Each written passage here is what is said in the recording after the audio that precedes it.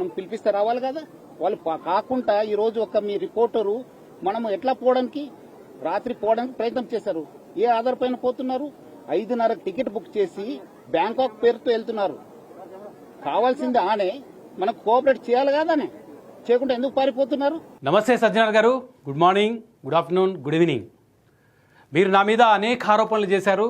అప్పుడు మీకు ఆన్సర్ చేయడానికి నేను మీ పోలీస్ కస్టడీలో ఉన్నాను కాబట్టి సాధ్యం కాలేదు. ఇప్పుడు బయటకు వచ్చాను. మీరు నా పైన ఎటువంటి ఆరోపణలు చేశారో వాటన్నిటికి కూడా సమాధానం చెప్పాలని మీకు ఈ వీడియో ద్వారా తెలియజేస్తున్నాను. గౌరవనీయుల హైదరాబాద్ పోలీస్ కమిషనర్ సజ్జనార్ గారు, నా పైన మీరు అనేక నిరాధారమైన ఆరోపణలు చేశారు. అడిషనల్ డీజీ క్యాడర్లో ఉన్న మీరు 1-2 నెలల్లో డీజీపీ కావాల్సిన మీరు ఎవరినో సంతృప్తిపరచడానికి, ఏదో ఇష్యూ డైవర్ట్ చేయడానికి మీకు ఇచ్చిన టాస్క్లో భాగంగా నాపై వ్యక్తిగత కక్షతో చేసినట్లుగా అసత్య ఆరోపణలు చేశారు. వాటికి వివరణ ఇచ్చే ప్రయత్నం చేస్తున్నాను. సజ్జనార్ గారు, మీరు చాలా విజ్ఞానవంతులు, అరుదైన పోలీస్ అధికారి, పోలీస్ యంత్రాంగానికి వన్నె తెచ్చిన మత్సుతునక మీరు, వేలాది మందికి స్ఫూర్తి. మీరు కాకి హీరో.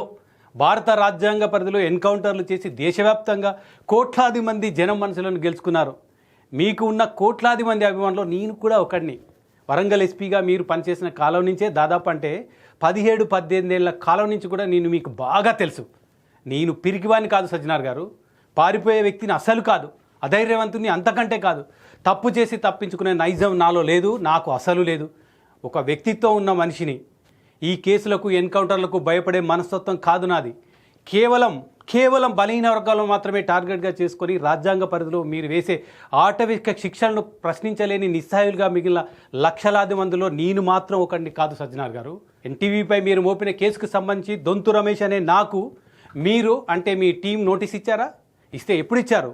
నోటీస్ వ్యక్తిగతంగా నాకు కానీ, నా ఆఫీస్లో కానీ, నా ఇంట్లో కానీ నోటీస్ ఇచ్చినట్టు రుజువు చూపించగలరా? కావాల్సిందండి, నోటీస్ ఇస్తాను, రావాలి. కనీసం నాకు మౌఖికంగా సిసిఎస్ ఆఫీస్కి రమ్మని చెప్పారా? ఎఫ్ఐఆర్లో నా పేరుందా? సీఈఓకు నోటీస్ ఇవ్వడానికి మీ సిసిఎస్ టీం 2 సార్లు ఎన్టీవీ ఆఫీస్కి వచ్చినప్పుడు స్వయంగా నేనే దగ్గరుండి సీఈఓ దగ్గరికి తీసుకెళ్లి సీఈఓకు నోటీస్ ఇప్పించాను. నన్ను అరెస్ట్ చేసిన 13 మధ్యాహ్నం 12:30 గంటల ప్రాంతంలో సిసిఎస్ టీం రిసెప్షన్లో కూర్చుంటే వాళ్ళకు దగ్గరగా వెళ్ళి పలకరించి ఏం కావాలని అడిగాను. సీఈఓకు నోటీస్ ఇవ్వాలనంటే 3rd ఫ్లోర్కు తీసుకెళ్ళి ఇప్పించాను. ఈ అంశానికి సంబంధించిన వీడియోలు నా దగ్గర రుజువులు ఉన్నాయి. అలాగే మీ ఇన్వెస్టిగేషన్ ఆఫీసర్ గురు రాఘవేంద్ర గారు 12 రాత్రి 7 గంటల ప్రాంతంలో ఎన్టీవీ కార్యాలయానికి వచ్చినప్పుడు ఆయనను కలిశాను. ఆఫీస్లో యాంకర్ దేవి గారి స్టేట్మెంట్ రికార్డ్ చేసే క్రమంలో సిసిఎస్ టీం పక్కనే ఉన్నాను. కనీసం నా స్టేట్మెంట్ రికార్డ్ చేయడం కోసం కానీ, నోటీస్ ఇవ్వడం కానీ మీ టీం ఏ మాత్రం ప్రయత్నించలేదు. నన్ను మీరు అరెస్ట్ చేసిన జనవరి 13న ఉదయం 1 గంట ప్రాంతంలో ఇన్వెస్టిగేషన్ ఆఫీసర్ గురు రాఘవేంద్ర గారు ఎన్టీవీ ఆఫీస్ దగ్గరకు వస్తే ఆ వాహనంలో ఉండగా నేనే దగ్గరకు వెళ్ళి పలకరించి టీ తాగి వెళ్ళాలని కూడా ఆఫీస్లోకి ఆహ్వానించాను.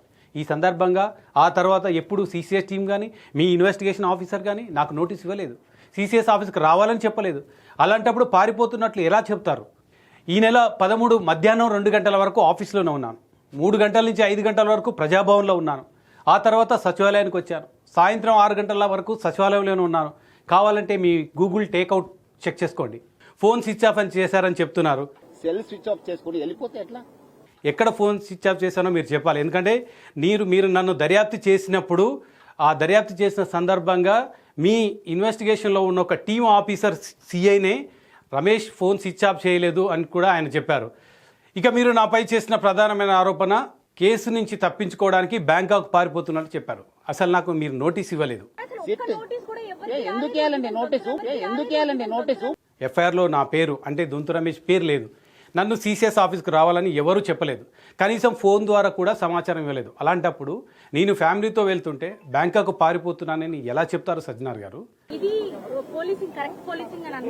అంటే వాళ్ళు ఎందుకు కావాల్సిన వాళ్ళు కాదా? మనం పిలిపిస్తే రావాలి కదా.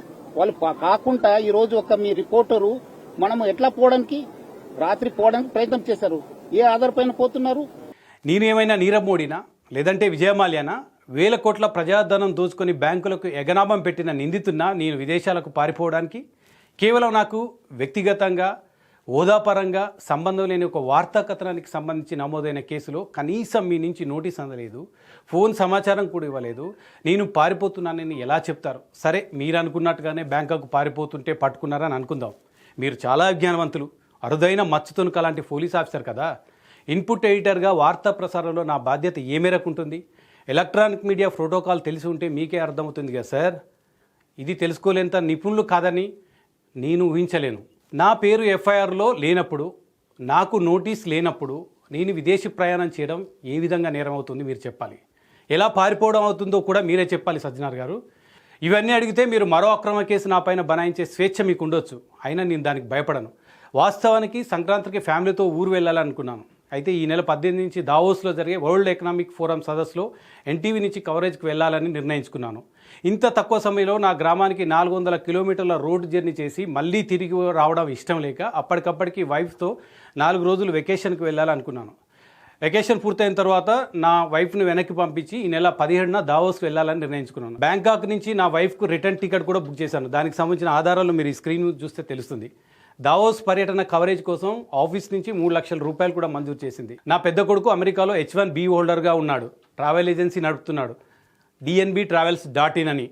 ఎన్టీవీ ఆఫీసు మంజూరు చేసిన డబ్బుతోనే అప్పటికప్పటికి నా కొడుకు ట్రావెల్ ఏజెన్సీ ద్వారా టికెట్ బుక్ చేశాను. బ్యాంకాక్ టికెట్ ఎయిర్పోర్ట్ కౌంటర్లో కూడా కొనుగోలు చేసుకుని వెళ్ళొచ్చన్న సంగతి మీకు తెలియదా సార్? ఇది నేరమా? మీరేమైనా నాకు నోటీస్ ఇచ్చారా? ఇవ్వలేదు. అలాంటప్పుడు పారిపోవడం ఎలా అవుతుంది సజ్జనార్ గారు? నేను అంతర్జాతీయ నేరగాన్నా, 1000 కోట్లు దోచుకున్న దొంగనా, కూనీకోర్నా, ప్రపంచం వెతుకుతున్న మోస్ట్ వాంటెడ్ టెర్రరిస్ట్నా? బ్యాంకాక్ పారిపోతే ఎన్ని రోజులు ఉండగలను? టూరిస్ట్ వీసాతో వెళ్తే ఎన్ని రోజులు ఉంటాం? రిటర్న్ టికెట్, హోటల్ బుకింగ్ ఇవన్నీ లేకుంటే బ్యాంకాక్ ఎయిర్లైన్స్ బోర్డింగ్ పాస్ ఇస్తుందా? ఇది తెలియదా సజ్జనార్ గారు మీకు? మీరు పెట్టిన కేసు నుంచి తప్పించుకోవడానికి బ్యాంకాక్లో ఎన్ని రోజులు తలదాచుకోగలను? మీరు అప్పటికప్పటికే టికెట్ బుక్ చేసుకున్నాను చెప్తున్నారు. నెల రోజుల ముందే దావోస్ వెళ్ళడానికి సెంజన్ వీసా దరఖాస్తు చేసుకున్నాను. మంజూరు కూడా అయింది. మంత్రి శ్రీధర్ బాబు గారిని అడిగితే మీకు తెలుస్తుంది దానికి సంబంధించి. నేను దావోస్ వస్తున్నానని ఎప్పుడు చెప్పానో మంత్రి శ్రీధర్ బాబు దగ్గర సమాచారం కూడా ఉంది. మీ సిట్ టీం కూడా ఈ ఆధారాలు అంటే టికెట్, వీసా, హోటల్ బుకింగ్ సంబంధించినవి కూడా చూపించాను. సెంజన్ వీసా మంత్రి శ్రీధర్ బాబు గారికి నెల రోజుల క్రితం ఐమెసేజ్లో పెట్టిన రిక్వెస్ట్ అన్నీ కూడా చూపించాను. ఇవన్నీ నిజాలు కాదా సజ్జనార్ గారు? ఇవన్నీ దాచారా? దాచి ఏది పడితే అది మాట్లాడతారా? నేను బలహీనం కాబట్టి ఏదంటే అది మీరు మీడియా ముందు మాట్లాడి నన్ను ఒక దొంగని చేస్తారా? పారిపోతున్న దొంగని. నేను విదేశాలకు పారిపోతుంటే పట్టుకున్నారని చెప్తున్నారు. మరి నా కొలీగ్ చారిని, సుధీర్ని ఎక్కడ పట్టుకున్నారు? ఇంట్లో ఉండగానే తలుపులు బద్దలు కొట్టి వాళ్ళకి ఎలాంటి నోటీస్ ఇవ్వకుండా అదుపులోకి తీసుకున్నారు కదా. నేను పారిపోతున్నాను, విదేశాలకు పారిపోతే ఎయిర్పోర్ట్లో అరెస్ట్ చేశాను అన్న మీరు నా కొలీగ్స్ని ఎక్కడ అరెస్ట్ చేశారో ప్రజలకు తెలియదా?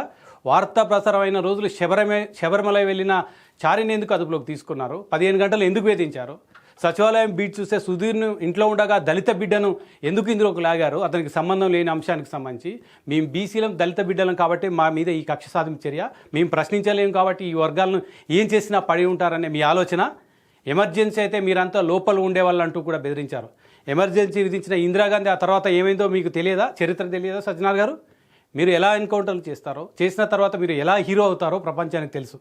ఎన్కౌంటర్తో ప్రభుత్వానికంటే మీకు ఎక్కువ హీరో ఇమేజ్ తీసుకొస్తుంది, అది కూడా తెలుసు. 2 నెలల క్రితం ఒక ప్రముఖ ఛానల్లో, ప్రముఖ పత్రికలో మంత్రులు, మహిళా ఐఏఎస్ అధికారులను ఇళ్లకు రాత్రి వేళలో పిలిపించుకుంటున్నారని రాశారు, ప్రసారం కూడా చేశారు. అప్పుడు మీరు సుమోటోగా కేసు ఎందుకు నమోదు చేయలేదు? అలా అని ఈ వార్తని నేను సమర్థించడం లేదు. కానీ మీరు ఎవరి కోసం పనిచేస్తున్నారు? రకుల్ ప్రీత్ సింగ్ గారిని అవమానించినప్పుడు, రకుల్ రావు అని రాగాలు పలికినప్పుడు మీరు సిపిగానే ఉన్నారు. ఏం చేశారు? సమంత గారిని అవమానించినప్పుడు ఏం చేశారు? ఎన్కౌంటర్ చేశారా? కేసు పెట్టారా?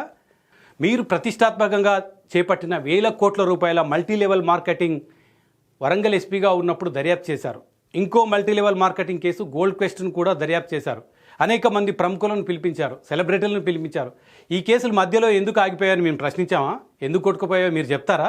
ఇప్పుడు బెట్టింగ్ యాప్లకు సంబంధించిన కేసు కూడా దర్యాప్తు చేస్తున్నారు. ఇవి కూడా మధ్యలో ఆగిపోవనే గ్యారంటీ కూడా లేదు. వైట్ కాలర్స్ క్రైమ్పై మీరు ఎంత వేగంగా దర్యాప్తు చేస్తారో అంత వేగంగా కూడా కేసులు ముందు కదలవన్న సంగతి చరిత్రను అడిగితే తెలుస్తుంది సజ్జనార్ గారు. మీరు ఇంత పెద్ద పోలీస్ ఆఫీసర్గా ఉన్న మీరు నా కుటుంబ ప్రైవసీని కూడా దెబ్బతీశారు కదా. నేను తప్పు చేస్తే, నేను దోషిగా ఉంటే, నన్ను దోషిగా మీరు నిలబెట్టాలనుకుంటే నేను మాత్రమే బాధ్యుని. కానీ మీరు నా అరెస్ట్ స్టేట్మెంట్లో నా ఇల్లు, చిరునామా, ఫ్లాట్ నెంబర్తో సహా మొత్తం ట్వీట్ చేసి నా కుటుంబ ప్రైవసీ దెబ్బతీశారు కదా. ఇది మీకు న్యాయమేనా? మీలాంటి అరుదైన ఆఫీసర్కి ఇది తగునా? ఇవన్నీ ప్రశ్నిస్తున్నానని మరో కేసు బనాయించకండి సార్. అసలే మేము బలహీన వర్గాలం, నోరు మెదపలేం, దళిత బిడ్డలం, గొంతెత్తలేం. ఇంకా మీరు ముందుకెళ్ళి మీ అరుదైన శైలిలో మహిళా ఐఏఎస్ అధికారుల వార్త కేసుకు సంబంధించిన దర్యాప్తులో భాగంగా దొంతు రమేష్ రాసిన పెన్ను ఎక్కడ, ఇంకు ఎక్కడ కొనుగోలు చేశాడు, ఏ పంజాగుట్ట చౌరస్తాలోని బుక్ స్టాల్కు తీసుకెళ్లి సీన్ రీకన్స్ట్రక్షన్ పేరుతో ఎన్కౌంటర్ చేయకండి సార్. మేము బలైన వర్గాలం, దళితులం. మీ అందరితో మాట్లాడేవాడా? మీ అందరు కూడా లోపల ఉండేవాళ్ళు. సో అది అర్థం చేసుకోవాలి. చట్టం తను పని చేస్తుంది. డెఫినెట్లీ చట్ట భాగంగా ఏమైనా మనం డెఫినెట్లీ పోతాను, మనము అక్కడ సెర్చ్ చేస్తాను, కావాల్సిన వాళ్ళని అరెస్ట్ చేస్తాను. మీరు నాపై మోపిన అక్రమ కేసుకు సంబంధించిన రిమాండ్ ఇవ్వడానికి గౌరవ న్యాయమూర్తి గారు కూడా తిరస్కరించారు. చట్టం న్యాయం నా పక్షాన ఉంది కాబట్టి నేను బయట ఉన్నాను, లేకపోతే మీరు అనుకున్నట్లుగానే మీరు భావించినట్లుగానే జైల్లో ఉండాల్సి వచ్చేది. గౌరవ న్యాయమూర్తి గారు ఆదేశాల ప్రకారం ఈ కేసులో మీకు విచారణకు సహకరించడానికి సిద్ధంగా ఉన్నాను. ఈ కేసును మీరు ఎంతవరకు లోతుగా నిజాయితీగా దర్యాప్తు చేస్తే అంతే నిజాయితీగా మీకు సహకరిస్తాను. మీలాంటి పెద్ద ఆఫీసర్లు నాలాంటి చిన్నవాడిపైన ఆధారాలు లేకుండా ఆరోపణలు చేస్తే నేను అయితే పలచబడిపోను సార్. సజ్జనర్ గారు ఇది గుర్తుంచుకోండి. ఇది మీకు కౌంటర్ కాదు, వివరణ. ఎందుకంటే సోషల్ మీడియాలో విస్తృతంగా నేనేదో బ్యాంకాక్ పారిపోతున్నట్లు, అసలు దేశం విడిచి పారిపోతున్నట్టు, నా భార్యతో సహా వెళ్తున్నాను సార్. నేను ఎవరితో వెళ్ళడం లేదు. బ్యాంకాక్లో కూడా టూరిస్ట్ ప్లేస్లు ఉంటాయి. భార్యతో వెళ్తే కూడా బ్యాంకాక్ పోవడం తప్పు. అక్కడ మొత్తం బ్యాంకాక్లోనే స్థిరపడేంత ఆర్థిక స్తోమత కూడా నాకు లేదు అన్ని రోజులు ఉండడానికి. అయినా ఏ వీసా లేకుండా కేవలం టూరిస్ట్ వీసాతో బ్యాంకాక్లో ఎన్ని రోజులు ఉండగలను సార్? అయినా నేనేమైనా ఏ కేసు, మీరు పెట్టిన కేసుకు సంబంధించి ఏమైనా వేల కోట్ల రూపాయల స్కామ్ చేశానా, లేకపోతే హత్య చేశానా, ఇంకేదైనా చేశానా? ఎందుకు బ్యాంకాక్ పారిపోతున్నానని చెప్తారు? కేవలం కొంతమందిని సంతృప్తిపరచడానికి, కొంతమందిని బలిపశువులను చేయడానికి మాత్రమే మీరు ఈ రకమైన ఆరోపణలు చేశారని నేను భావిస్తున్నాను. దయచేసి సోషల్ మీడియా మిత్రులు కూడా రకరకాలుగా చేస్తున్నారు. దీనికి సంబంధించిన ఆధారాలు ఈ వీడియోతో పాటు మీరు నేను టికెట్ బుక్ చేసుకుంది, నాకు నోటీస్ రాని విషయం కూడా గుర్తించి పోలీసులను ప్రశ్నించండి. పోలీసులను ప్రశ్నించకపోతే వాళ్ళని హీరోలుగా చేస్తే నాలాంటి వాళ్ళపైన రేపు మీ పైన కూడా ఇదే రకమైన అణచివేత ఉంటుంది. గుర్తుంచుకోండి. Thank you.